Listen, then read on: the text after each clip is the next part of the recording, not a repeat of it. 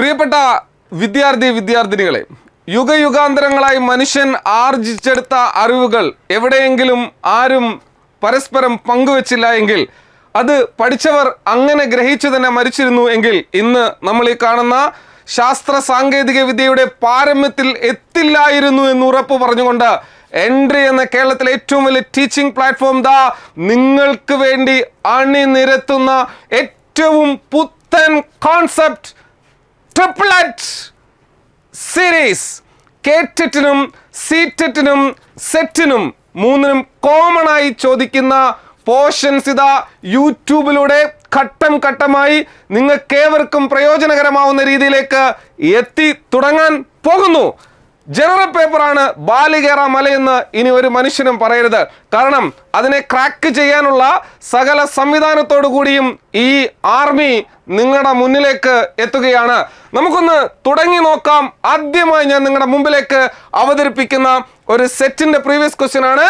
Match list 1 with list 2. Match list ചെയ്യുക. List 1 ആനുപാതികമായിട്ടുള്ളത് list 2 നിന്നും തിരഞ്ഞെടുക്കുക. ഇവിടെ ജനറൽ പേപ്പർ എന്ന് പറയുമ്പോഴത്തേക്ക് സൈക്കോളജിയും മെത്തഡോളജിയും പെഡഗോജിയും എല്ലാം കിടന്നിങ്ങനെ മത്സരിച്ച് ചോദിക്കുന്ന ചോദ്യങ്ങളാണ്. അതുകൊണ്ട് തന്നെ ഇതിനെ ക്രാക്ക് ചെയ്യാൻ യുക്തിപരമായ ചില ടെക്നിക്കുകൾ കൂടി നമ്മൾ ഉപയോഗിക്കേണ്ടത് ഉണ്ട് എന്ന് ഓർമ്മിപ്പെടുത്തൽ കൂടിയാണ് ഞാൻ ഈ വീഡിയോയിലൂടെ ഉദ്ദേശിക്കുന്നത്. ആദ്യമേ ലിസ്റ്റ് 1-ൽ ജെറോം എസ് ബ്രൂണർ, ലോകം കണ്ട അതികായകനായിട്ടുള്ള എഡ്യൂക്കേഷൻ സൈക്കോളജിസ്റ്റ്, ഡേവിഡ് പോൾ ഉസബൽ എന്ന് പറയുന്ന മറ്റൊരു പ്രഗത്ഭനായ വ്യക്തി, റോബർട്ട് എം ഗാഗ്നെ എന്നറിയപ്പെടുന്ന അതിപ്രമുഖനായിട്ടുള്ള വ്യക്തി, ആൻഡ് വിദ്യാഭ്യാസത്തിന്റെ മാസ്റ്ററി ഓഫ് ലേണിംഗ് പ്രൊവൈഡ് ചെയ്തിട്ടുള്ള Benjamin S Bloom, the creator of the greatest taxonomy of education. നമുക്ക് നോക്കാം ജെറോം എസ് ബ്രൂണർ എന്ന് പറയുന്ന ആ വ്യക്തിയുമായി ബന്ധപ്പെട്ടത് എന്താണെന്ന്. ജെറോം എസ് ബ്രൂണറുടെ കോൺസെപ്റ്റ് എടുത്താൽ നമുക്ക് മനസ്സിലേക്ക് ആദ്യമായി ഓടി വരുന്നത് കണ്ടെത്തൽ പഠനമാണ്, ഡിസ്കവറി ലേണിംഗ് ആണ്. ഡിസ്കവറി ലേണിംഗ് അറിഞ്ഞുകൂടാത്തവരാരുമില്ല. സ്വാഭാവികമായിട്ടും എയ്ക്ക് മാച്ച് ആവുന്നത് 2 ആണ്. എയ്ക്ക് മാച്ച് ആവുന്ന 2 മാച്ച് ആകുന്ന 3 ഓപ്ഷൻസ് നമുക്ക് കാണാം. എ കാണാം, ബി കാണാം, ഡി കാണാം, സിയിൽ A3 ആണ് കിടക്കുന്നത്. ആദ്യമേ നമ്മൾ നമ്മളുടെ ഏറ്റവും പ്രമുഖ ടെക്നിക്കായിട്ടുള്ള ക്യാൻസലേഷൻ ടെക്നിക്കിൽ ആദ്യമേ നമ്മൾ സി എടുത്തു കളഞ്ഞു. പിന്നീടുള്ളത് എയും ബിയും ഡി ആണ്. ഇത് 3-ൽ ഏതെങ്കിലും ആയിരിക്കും ഉത്തരം എന്ന് നമുക്ക് ഉറപ്പാണ്. ജെറോം എസ് ബ്രൂണർ അത് ഡിസ്കവറി ഓഫ് ലേണിംഗ് ആണ്. രണ്ടാമത്തെ നമുക്കറിയാം ഡേവിഡ് പോൾ ഒസുബലിന്റെ അറിയാം reception learning, meaningful verbal learning, reception learning, receptive എന്ന് പറയുമ്പോൾ കോഗ്നിറ്റീവ് സൈക്കോളജിസ്റ്റ് ആയിട്ടുള്ള, കോഗ്നിറ്റീവ് കൺസ്ട്രക്റ്റിവിസ്റ്റ് ആയിട്ടുള്ള ഡേവിഡ് പോൾ ഒസബലിന്റെ പേര് നമ്മുടെ മുമ്പിലേക്ക് വരും. അപ്പോൾ ബി വരുന്നത് മൂന്നാമത്തെ ലിസ്റ്റ് 2-ൽ നിന്ന് മൂന്നാമത്തെ കണ്ടന്റ് ആണ്. അപ്പോൾ സ്വാഭാവികമായിട്ടും ഓപ്ഷൻ ബിയും നമ്മൾ ഡിലീറ്റ് ചെയ്യുന്നു. എയിലും ഡിയിലും B3-യും A2-മാണ് കിടക്കുന്നത്. മൂന്നാമത്തെ ഓപ്ഷനിലേക്ക് പോകാം. റോബർട്ട് എം ഗാഗ്നെ എന്ന് പറയുന്ന വ്യക്തിയും ബെഞ്ചമിൻ എസ് ബ്ലൂമുമാണ്. ഇതിൽ ഗാഗ്നെ അറിയില്ല എങ്കിൽ കൂടി ബെഞ്ചമിൻ എസ് ബ്ലൂമിലേക്ക് പോകുമ്പോൾ മാസ്റ്ററി ഓഫ് ലേണിംഗ് ആണ്. കോഗ്നിറ്റീവ്, അഫക്റ്റീവ്, സൈക്കോമോട്ടോർ ലേണിംഗിനെ കുറിച്ച് എഡ്യൂക്കേഷൻ സിസ്റ്റത്തിലെ ടാക്സോണമിയുടെ ഉപജ്ഞാതാവായിട്ടുള്ള ബെഞ്ചമിൻ എസ് ബ്ലൂമിന്റെ ഏതായിരിക്കും മാസ്റ്ററി ഓഫ് ലേണിംഗ് ആണ്. അത് D1 ആണ്. അങ്ങനെയാണെങ്കിൽ D1 വരുന്നത് ഇവിടെ എയിലാണ്. അങ്ങനെയാണെങ്കിൽ സി ഉള്ളത് 4-ലാണ്. സി പിന്നീട് വരുന്നത് 4-ലാണ്. യുക്തിപരമായി ചിന്തിച്ചാൽ ഉത്തരം എ തന്നെയാണ്, അല്ലേ? ഇവിടെ നിങ്ങളൊന്ന് ചിന്തിച്ചു നോക്കിയേ. ഇതൊരു ചെറിയ ടോപ്പിക്കായിട്ട് നിങ്ങൾക്ക് തോന്നുന്നുവെങ്കിൽ അവിടെ തെറ്റി. കാരണം 4 മഹാപ്രതിഭകളുടെ 4 വിദ്യാഭ്യാസ സംരക്ഷണത്തിന് വേണ്ടിയുള്ള സംഭാവനകളാണ് ഞാൻ ഇവിടെ പറഞ്ഞത്. അത് മറ്റാരുമല്ല, Jerome S Bruner, David Paul Ausubel, Robert M Gagne and Benjamin S Bloom. Jerome S ബ്രൂണറുടെയാണ് ഡിസ്കവറി ലേണിംഗ്, ഡേവിഡ് പോൾ ഒസബലിന്റെയാണ് റിസപ്റ്റീവ് ലേണിംഗ്, റോബർട്ട് എം ഗാഗ്നെയുടെയാണ് signal learning, and Benjamin S ബ്ലൂമിന്റെയാണ് മാസ്റ്ററി ലേണിംഗ് എന്ന് പറയുന്നത്. സോ ഇവിടെ നമുക്ക് മനസ്സിലാവുന്ന ഒരു പ്രധാനപ്പെട്ട കാര്യം എന്ന് പറയുന്നത്, ഇത് സിറ്ററ്റിനുണ്ടല്ലോ, ഇത് കേറ്ററ്റിനുണ്ടല്ലോ, ഇത് സെറ്റിനുണ്ടല്ലോ, ഇത് നെറ്റിനും കൂടി ഉണ്ടല്ലോ. യുക്തിപരമായി ചിന്തിച്ചാൽ ഏതൊരു ഉദ്യോഗാർത്ഥിയെ സംബന്ധിച്ചിടത്തോളം ഈ കേറ്ററ്റിൽ നിന്നും സെറ്റിലേക്കും നെറ്റിലേക്കും ഓപ്ഷനിലേക്കുമുള്ള യാത്രയിൽ ഈ പ്രതിഭകളുടെ വിളയാട്ടം തന്നെയല്ലേ കാണുന്നതെങ്കിൽ ദാ ഇവിടെ വാ, എൻട്രിയിൽ വാ, സബ്സ്ക്രൈബ് ചെയ്യ്, ചാനൽ സബ്സ്ക്രൈബ് ചെയ്യ്, ട്രിപ്ലറ്റ് സീരീസിനെ നിങ്ങളുടെ ജീവിതത്തിന്റെ ഭാഗമാക്കൂ. നമുക്ക് രണ്ടാമത്തെ ക്വസ്റ്റ്യനിലേക്ക് കടക്കാം. വീണ്ടും ഒരു സെറ്റിന്റെ ക്വസ്റ്റ്യൻ ആണ്, മാച്ച് ദ ഫോളോവിംഗ് ആണ്. ഇവിടെ കൊടുത്തിട്ടുള്ളത് സോക്രട്ടീസിനെയും ഗാന്ധിജിയെയും മോണ്ടിസോറിയെയും ഫ്രോബലിനെയുമാണ്. സോ എഡ്യൂക്കേഷൻ സൈക്കോളജി അല്ല, അല്ലടാ പിള്ളാരെ, എഡ്യൂക്കേഷൻ സൈക്കോളജി അല്ല, പിന്നെ എന്തുവാ ഈ സാധനം? ഇത് ഫിലോസഫിക്കൽ എഡ്യൂക്കേഷൻ ആണ്, ഇത് എഡ്യൂക്കേഷൻ ഫിലോസഫി ആണ്. ഇവിടെ സോക്രട്ടീസ് ഉണ്ട്, ഗാന്ധിജി ഉണ്ട്, മോണ്ടിസോറി ഉണ്ട്. എടാ പിള്ളാരെ, ഇതിൽ ഏറ്റവും പ്രിയങ്കരമായിട്ടുള്ള കോൺസെപ്റ്റ് ഏതാ? ഗാന്ധിജിയുടെയാണ്. നയ് തലീം എന്നറിയാം. നയ് തലീം എന്ന വിദ്യാഭ്യാസ സമ്പ്രദായം ഗാന്ധിജിയുടെയാണ്. അങ്ങനെയാണെങ്കിൽ ഗാന്ധിജി ബിയിലും നയ് തലീം ഒന്നിലുമാണ്. ബിയിൽ ഒന്ന് കിടക്കുന്ന ഓപ്ഷൻസ് ആദ്യമേ തപ്പിയെടുക്ക്. ഏതാടാ പിള്ളാരെ? ബിയും ഡിയുമാണ്. എ നമുക്ക് ക്യാൻസൽ ചെയ്യാം, സി നമുക്ക് ക്യാൻസൽ ചെയ്യാം. ഇനി രണ്ട് ഓപ്ഷനേ ഉള്ളൂ. ഈ രണ്ട് ഓപ്ഷനിൽ നിന്ന് ഉത്തരം കണ്ടെത്തണമെങ്കിൽ വീണ്ടും ഫെമിലിയർ ആയിട്ടുള്ള കാര്യത്തിലേക്ക് പോവുക, വീണ്ടും ഫെമിലിയർ ആയിട്ടുള്ള കാര്യത്തിലേക്ക് പോവുക. അങ്ങനെയാണെങ്കിൽ ഫ്രോബലിന്റെ അല്ലേ കിൻഡർ ഗാർഡൻ, ഫ്രോബലിന്റെ അല്ലേ കിൻഡർ ഗാർഡൻ, ഫെഡറിക് ഫ്രോബലിന്റെ അല്ലേ കിൻഡർ ഗാർഡൻ, മോണ്ടിസോറി സ്കൂൾ അല്ലേ മോണ്ടിസോറിയുടെ, ഫെഡറിക് ഫ്രോബലിന്റെ ആണ് കിൻഡർ ഗാർഡൻ എങ്കിൽ ഡിയിൽ കിടക്കുന്നത് 2 അല്ലേ? ഡിയിൽ 2 വരുന്ന ഓപ്ഷൻ ഏതുണ്ട്? ബി ഉണ്ട്. രണ്ട് ഓപ്ഷനിലെ രണ്ട് കണ്ടന്റിലേക്ക് എത്തുന്നതിന് മുമ്പ് തന്നെ നമ്മൾ ഉത്തരത്തിലേക്ക് എത്തി. ഇനി നോക്കുക ബാക്കിയുള്ളത് ശരിയാണോ എന്ന് നമുക്ക് നോക്കാം. മോണ്ടിസോറി, മോണ്ടിസോറി ആരാണ്? മോണ്ടിസോറി ആരാണ്? ചൈൽഡ് സെന്റേർഡ് എഡ്യൂക്കേഷൻ ഉപജ്ഞാതാവല്ലേ? മോണ്ടിസോറി ചൈൽഡ് സെന്റേർഡ് ഉപജ്ഞാതാവല്ലേ? C4 കിടക്കുന്നില്ലേ? പിന്നീടുള്ളത് ഏതാ? സോക്രട്ടീസിന്റെ ആണ്. സോക്രട്ടീസിന്റെ ഡയലക്റ്റിക് മെത്തേഡ്, ചോദ്യോത്തര രീതി. സോ സിമ്പിൾ, ഉത്തരം ബി. ടെറ്റിലില്ലേ, സെറ്റിലില്ലേ, നെറ്റിലില്ലേ, CTET-ലില്ലേ, LPSA-ലില്ലേ, UPSA-ലില്ലേ, HSA-ലില്ലേ, HSSC-ലില്ലേ, കൊളേജിയറ്റ് എഡ്യൂക്കേഷനിലല്ലേ?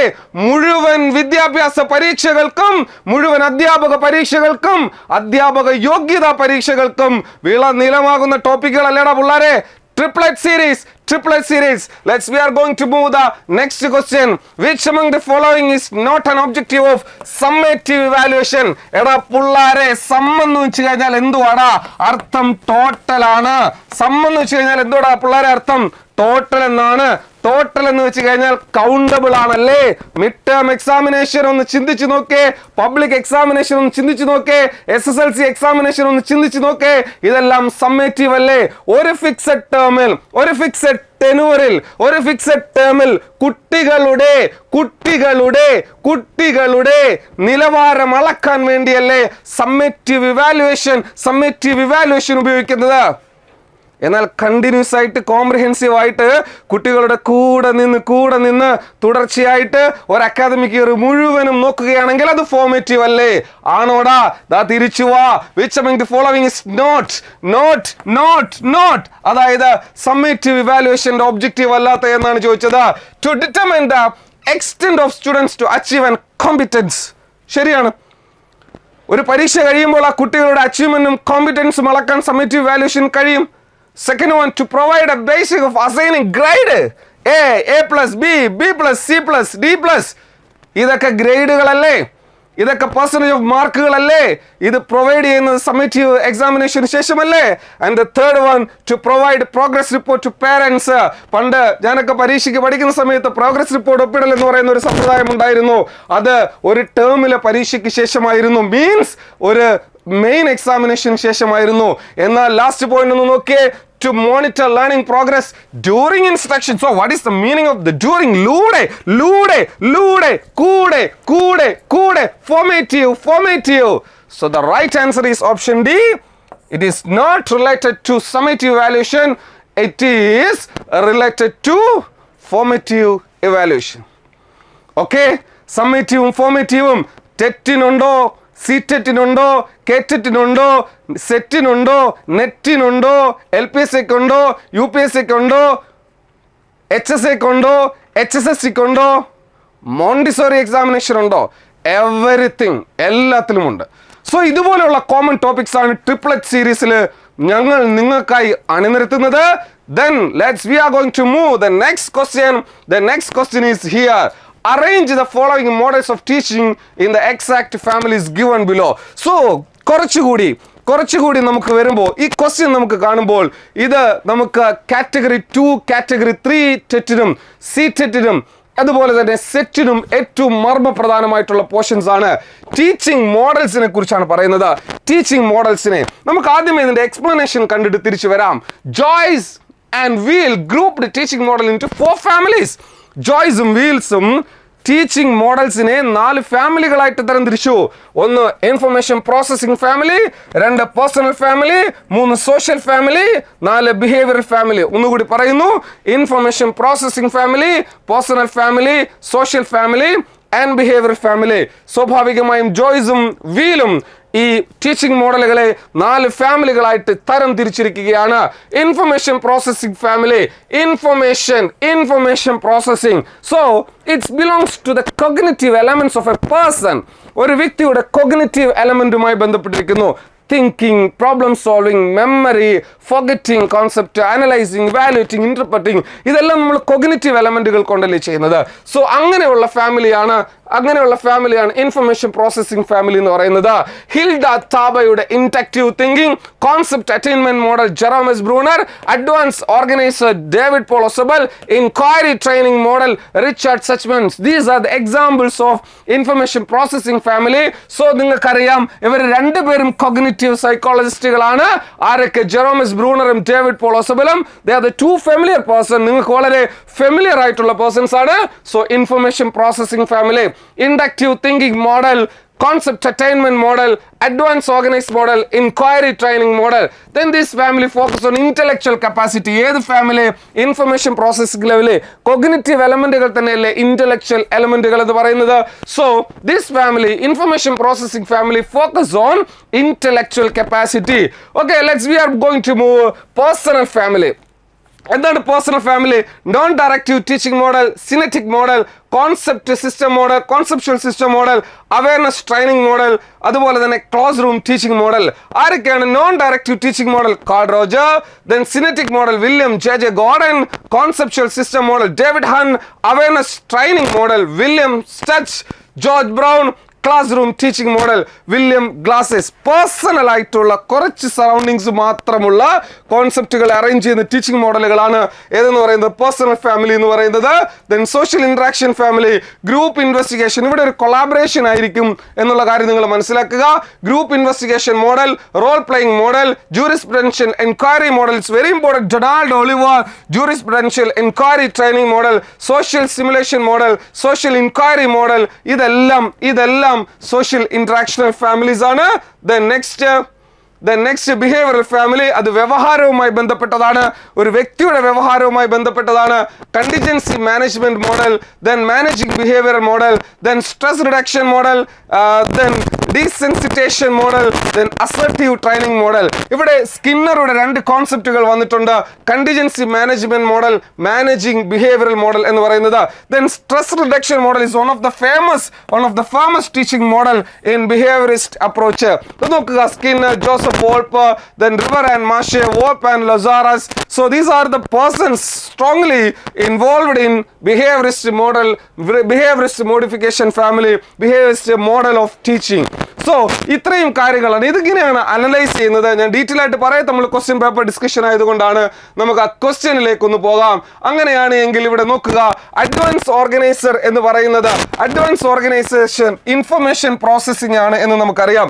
ഇൻഫർമേഷൻ പ്രോസസ്സിംഗ് ഇവിടെ പി ആണ്, ഇൻഫർമേഷൻ പ്രോസസ്സിംഗ് ആണ്, P1 ആണ്. അഡ്വാൻസ് ഓർഗനൈസർ P1 ആണ്. ഇവിടെ എല്ലാത്തിലും P1 കൊടുത്തിട്ടുണ്ട്. ഓക്കെ, ഇനി രണ്ടാമത്തത് കൊഗ്നിറ്റീവ് ഡെവലപ്മെന്റ്. എപ്പോഴും കൊഗ്നിഷൻ ഇൻഫർമേഷൻ പ്രോസസ്സിംഗ് ആണെന്ന് പറഞ്ഞു, ഇന്റലക്ച്വൽ ആണെന്ന് പറഞ്ഞു, അതും ഇൻഫർമേഷൻ പ്രോസസ്സിംഗ് ആണ്. അങ്ങനെയാണെങ്കിൽ P1Q1 ഉള്ളത് ഇവിടെ എയിലും ബിയിലും മാത്രമാണ് അല്ലെ. P1Q1 ഉള്ളത് ഇവിടെ എയിലും ബിയിലും മാത്രമാണ്. അപ്പൊ സ്വാഭാവികമായിട്ടും ഇത് രണ്ടുമല്ല ഉത്തരം എന്ന് നമുക്ക് കൃത്യമായിട്ട് അറിയാം. ഇതിൽ രണ്ടിൽ ഏതെങ്കിലും ആയിരിക്കും. സോ സിനറ്റിക് എന്ന് പറയുന്നത് നമ്മൾ പഠിച്ചു കഴിഞ്ഞു, ജസ്റ്റ് നേരത്തെ കണ്ടു കഴിഞ്ഞു. അതൊരു പേഴ്സണൽ ഫാമിലിയാണ്. സിനറ്റിക് മോഡൽ എന്ന് പറയുന്ന ഒരു പേഴ്സണൽ ടീച്ചിങ് മോഡൽ ഫാമിലിയാണ്. സോ അതുകൊണ്ട് തന്നെ 6 വരുന്നത് 2ലേക്കാണ്. 6, 2 ഉള്ളത് ഓപ്ഷൻ ഓപ്ഷൻ എ ആണ്. സോ ഓൾറെഡി നമുക്ക് ഉത്തരം കിട്ടിക്കഴിഞ്ഞു. ഇനി സ്ട്രെസ് റിഡക്ഷൻ മോഡൽ, അത് സ്ട്രെസ്, ആങ്സൈറ്റി അതൊക്കെ വരുന്നത് ഒരാളുടെ ബിഹേവിയറുമായി ബന്ധപ്പെട്ടതാണ്. സ്വാഭാവികമായിട്ടും അത് ബിഹേവിയറൽ മോഡിഫിക്കേഷൻ ഫാമിലിയാണ്. So the right answer is option A. Option A ആണ് റൈറ്റ് ആൻസർ എന്ന് പറയുന്നത്. ഇത് ഒരു തുടക്കമാണ് എന്ന് എൻ്റെ പ്രിയ ഉദ്യോഗാർത്ഥികൾ മനസ്സിലാക്കുക. നിങ്ങളുടെ സ്വപ്നങ്ങളെ സാക്ഷാത്കരിക്കാൻ ഉതകുന്ന തരത്തിലുള്ള മികച്ച പ്രവർത്തനങ്ങളുമായി എൻട്രി മുന്നോട്ട് പോകുന്നതിന്റെ ഫലമായിട്ടാണ് ഈ ട്രിപ്ലറ്റ് സീരീസ് നിങ്ങളുടെ മുമ്പിലേക്ക് അണിനിരക്കുന്നത്. So let's we meet again. Thank U.